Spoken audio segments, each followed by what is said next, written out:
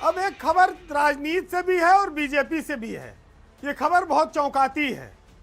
उत्तर प्रदेश में पिछले पौने 2 साल से एमएलसी की एक सीट खाली है और बीजेपी उस पर किसी को भी एमएलसी बना सकती है, लेकिन बनाया नहीं।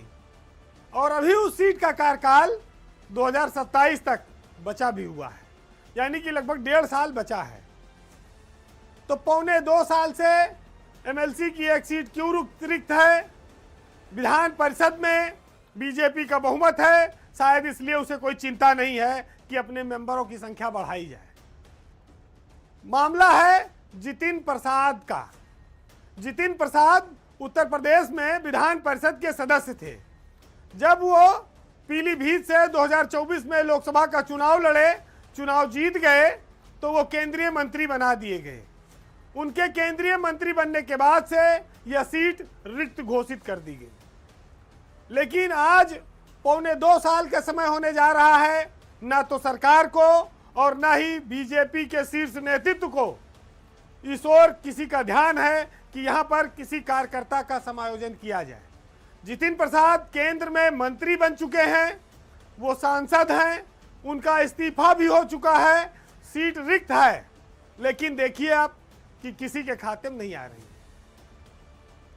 2021 में जितिन प्रसाद को गोपाल अंजान के साथ, संजय निषाद के साथ इस पर मनोनीत किया गया था।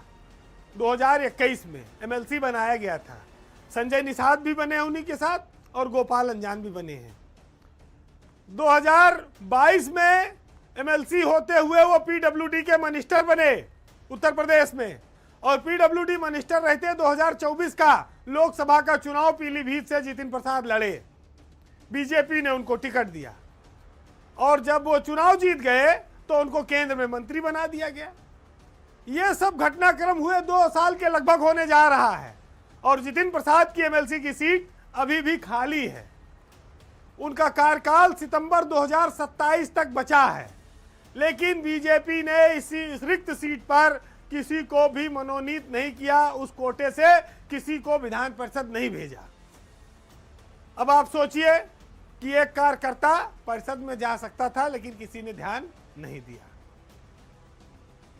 चुनाव आयोग को विधान परिषद सचिवालय ने इस बात की जानकारी भेज दी कि सीट रिक्त है, लेकिन ना तो चुनाव आयोग ना ही बीजेपी की ओर से कोई पैरवी हुई कि इस सीट पर चुनाव करा दिया जाए।